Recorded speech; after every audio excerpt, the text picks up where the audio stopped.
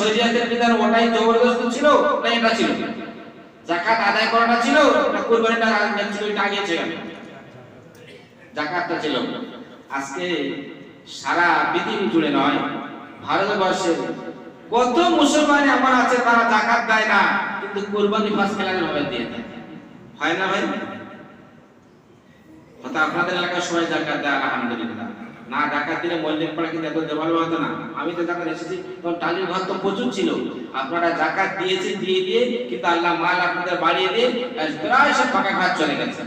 আবার সুতরাং ঘরে আপনারা পাবেন না, দুই একজন পাবে আর কেউ পাবে না। যে আল্লাহ আমাদেরকে এত মান সম্পদ দিল, যে আল্লাহর ভান্ডারে কোনো কমি নেই, যে আল্লাহর কাছে চেয়ে আমরা নিতে পারি না। আর যদি চাই তো হারাম জিনিস খেয়ে যদি চাই কিন্তু সে দোয়া কবুল হয়। ভাই ভাই বলুন, এখন হারাম জিনিস কারা খাবে? আমি গত জুমায় বলেছিলাম যে আপনারা মিথ্যা কথা বলেন এখনই বলে যান। হারাম জিনিস আমরা কোথায় খাই? আমি বড় একটা কারবারি, আমার ভাই টু ভাই টাকা যদি বুঝে যদি না দিয়ে থাকি, কিন্তু সেই জাকাত যে টাকাটা যেটা বেঁচে আছে আমি দিয়ে নেই, সেই টাকাটা কিন্তু অন্য জায়গায় পৌঁছে গিয়েছে। সে মাল কিন্তু আমি খাচ্ছি, খাই না ভাই? সে মাল কিন্তু আমার মধ্যে দিচ্ছি।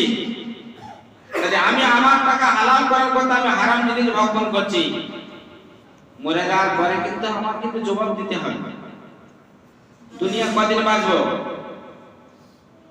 দুনিয়ার সময় বেশি দিন নয়, এ তো মৌত তো আছেই। কিন্তু এর পরে যে হায়াতটা মহান স্রষ্টা আমাদেরকে দেবেন, সেখানে কিন্তু কোনো মৌত নাই, সেখানে চিরদিন থাকতে হবে।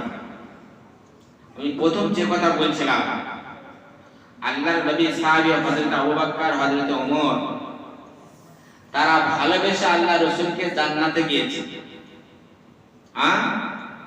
আবু তালিব, আব্দুল মুত্তালিব আল্লাহ রাসূলকে ভালোবেসেছিলেন, তারা ভালোবেসে কিন্তু জাহান্নামে গেছে। কেন? তারা রাসূলের যে বিধান ছিল, রাসূলের যে হুকুম ছিল, সেই হুকুম অবস্থায় চলার পরে রাসূলকে ভালোবেসেছে। রাসূলের যে পথ চলার কথা বলেছেন সেই অনুযায়ী চলেছে, রাসূলকে ভালোবেসেছে। কিন্তু আবু তালিব, আব্দুল মুত্তালিব তারা কিন্তু রাসূলকে ভালোবেসে রাসূলের পথটাকে মোটে ভালোবাসে বেসেছে। যে তোমাকে ভালোবাসি আমরা, কিন্তু তুমি যে কলেমার যে দাওয়াত দাও তোমার পথ মত কিন্তু আমরা তোমাকে ভালোবাসি। আমরা কোন দলে আছি? যে রাসূলকে ভালোবাসি, রাসূলের নাম শুনে মুখে চুমো খাই, রাসূলের নাম শুনে আমরা মুখে চোখে বোলাই, কিন্তু রাসূলের পথ রাসূলের মত কিন্তু আমরা মানি না। মানে একটা লোক হাত তুলে দেন যে রাসূলের পুরো তরিকা আমি মেনেছেন। আল্লাহ রাসূল সাল্লাল্লাহু আলাইহি ওয়াসাল্লাম ছোট্ট কথা বলি, ঘুম হলে একটা আমাদের মহতের ভাই, যখন মানুষ অগল ভাবে ঘুমোয়, যখন তার পাশে কি হয় কিন্তু কোনো সাড়া পায় না, তাই কি ভাই বলুন? তো ঘুম হলো আমাদের মহতের ভাই। আল্লাহ রাসূল ঘুমেতে শুরু থেকে নিয়ে আপনি ঘুম থেকে যখন জাগ্রত হবেন সেই থেকে রাসূলের সুন্নাত শুরু হবে। আর আবার আগামী তার পরের দিন ঘুমানোর আগে পর্যন্ত আল্লাহ রাসূলের সুন্নাত চলবে। কিন্তু আমরা আজকে ঘুম থেকে উঠে থেকে ওই সুন্নাত পালন করেছি? কটা লোক করেছে? সে ঘুম থেকে সর্বদা ওঠার পরে কি আল্লাহ রাসূলের সুন্নাত আছে বলতে বলুন না ভাই। যে সমস্ত বাচ্চারা মক্তবে পড়তে আসে এরা জানে যে ঘুম থেকে সর্বদা ওঠার পর আল্লাহ রাসূলের সুন্নাত এটাই, আপনি ঘুম থেকে যখন জাগ্রত হয়েছেন আপনি বিছানায় উঠে বসে মাত্র দোয়া করুন, আলহামদুলিল্লাহিল্লাযী আহইয়ানা বা'দামা আমাতানা ওয়া ইলাইহিন নুশুর। রাসূলের সুন্নাত চালু হয়ে গেল।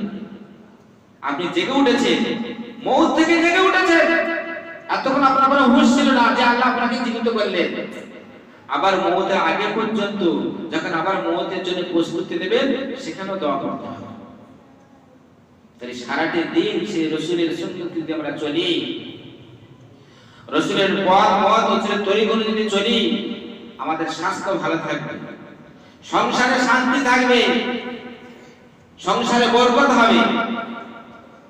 কিন্তু তোমরা রাসূলের সুন্নাত আজকাল তো আল্লাহ রাসূল সাল্লাল্লাহু আলাইহি ওয়াসাল্লাম বলেছেন যে ঘরে সূর্য ওঠার আগে পর্যন্ত লোক ঘুমিয়ে থাকে আর সূর্য যখন উদয় হয়ে যায় যখন ঘুম থেকে ওঠে ওই ঘরে কিন্তু খায়ের বরকত কমে যায়। এখন শতকরায় 85% না 90% লোক সূর্য ওঠার পরে ঘুম থেকে ওঠে। আমি জানি কি করে, আমার টিফিন তো আপনারা খেতে দেন, হ্যাঁ টিফিন দিতে গেলে 8টা বাজে হলে এখন ঘরের গেট খোলে এখনো পড়ে ঘুমোচ্ছে। পাড়ার জোয়ান ছেলে এখন অনেক আছে 11টার সময় উঠে চা খায়। আমার 11টার সময় টিফিন না হলে খিদে লাগে, 11টার সময় উঠে চা খায়। আর ওই ছেলের বিয়ের সময় মেয়ের বাবা তাকে খোঁজ নিতে আসবে, তার আত্মীয় ছেলে খুব ভালো ভালো হলো। যে ছেলে উঠলো ঘুম থেকে ওঠার পরে দোয়া পড়লো, দোয়া পড়ার পরে ফজরের নামাজ পড়লো, জামাতে শুনি, এই ছেলে হলো ভালো। বলছে না ও ছেলে কারবার বড় আছে, হাটে গেলে ওর হাতে মাল বিক্রি ভালো, ও ছেলে ভালো। ভাই আল্লাহু আকবার। আমাদের কিন্তু এই দুনিয়া ছেড়ে হয়ে যেতে হবে। সেখানে পৃথিবীর মুখে কিন্তু কোন যত আত্মীয় স্বজন আছেন দেখেছেন, আপনি যখন বিপদে পড়েন তখন সবাই কিন্তু ঝাঁপিয়ে পড়ে, পড়ে না ভাই? আপনার কোনো রোগ হয়েছে কিন্তু সবাই ঝাঁপিয়ে পড়ে তাকে উদ্ধার করার জন্য, তাকে রোগ থেকে বাঁচানোর জন্য। কিন্তু যখন করোনা এসেছিল তখন কাছে কেউ ঘেসেছিল? যে করোনা হয়েছে মা কত সন্তানকে ভালোবাসে, ঘরের ভিতরে দৌড় দিয়ে রেখে দিয়েছে, কিন্তু কাছে যাচ্ছেন শুধু ভয়ে, ওর গায়ে হাত দিয়ে করোনা আমাকে ধরবে। আল্লাহ তার নমুনা দুনিয়ার মুখে দেখিয়ে দিল। কাল কিয়ামতের ময়দানে, হাসরের ময়দানে যে সন্তানের জন্য আপনি চুরি করেছেন, যে সন্তানকে ভালো ঘর হতে দেওয়ার জন্য আপনি হাটে গিয়ে মিথ্যা কথা বলেছেন, যে সন্তানকে এসি ঘরে শোয়ানোর জন্য 36 সাইজ মাল কেটে 38 সাইজ বলে এসেছেন, কাল কিয়ামতের ময়দানে বলবে আচ্ছা আব্বা আমি তোমার দলে নেই। আব্বা তখন ছেলে দেশ গুড়িয়ে নেবে। তো ছেলেকে মানুষ করতে হবে, সৎ শিক্ষা দিতে হবে, কিন্তু ব্যবসার মধ্যে মিথ্যা কথা না বলে, সারাদিন চলাফেরা করে মিথ্যা কথা না বলি, এই কুরবানিটা করতে পারবো কি? গরু কুরবানি কারা দিতে হবে? মল্লিক পড়া যদি কুরবানি কারা দিতে হবে? গুনাহ যদি আমার সব গুনাহ বলে জাহান্নামে যেতে যাব, কিন্তু বলেন তিনি মিথ্যা কথা একটা লোক বলবো না। বলে হুজুর কুরবানি করার গোশত আলো পাওয়া, হ্যাঁ ফ্রিজ পরিষ্কার করা শুরু করেছে, কেউ ফ্রিজ কেনা শুরু করেছে। ফায়দা ভাই যেমন গরু হিসেবে ফ্রিজ কিনে রাখে। আল্লাহ আমাদের দৌলত দিয়েছে, মাল দিয়েছে, খাওয়ার শক্তি দিয়েছে, সব কিছু দিয়েছে। যে জীবের মধ্যে তুমি নিম পাতা দিলে কি নিম পাতা তুমি চোখে দেখে বলে দিলে, যারা অন্ধ কিন্তু তারা বলতে পারেন এটা নিম পাতা, কিন্তু ও বেটা কালে দিলে বলে এটা নিম পাতাটা তেতো আছে, বলে দেবে না?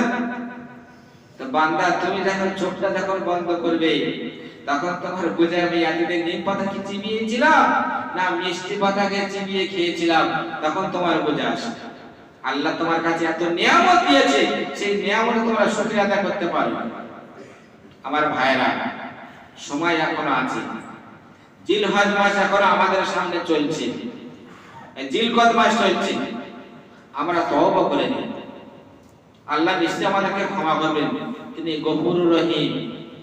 সাদা সিধে জিন্দেগি চালাই, মরে গেলে কিন্তু এত দামি কোনো কাপড় দেবে না, সেই সাদা ফাটা কাপড় দেবে। কিন্তু চাকরি জিন্দেগি করতে গিয়ে আমি আপনার কাছে পরের সঙ্গে ধাক্কা করা, মিথ্যাবাদী বলা, ধোঁকাবাজি করে করতে গিয়ে নিজের চাকরি জিন্দেগি কাটিয়ে গেলাম। কিন্তু হাসরের ময়দানে আমার আপনার কি? যে হাসরের ভয় তো প্রত্যেকের আছে। যদি আপনাদের ভয় যদি না থাকে তাহলে বলুন যে আজকে নামাজ পড়তে আসতে পারতেন না, যে মরে গেলে মাটির দেখবে, আত্মীয় স্বজন দেখতে পাবে না, সেখানে যা হবার তা না। আমার আপনার দিলে ভয় আছে। মহান আল্লাহ বলেছেন কাল কিয়ামতের ময়দানে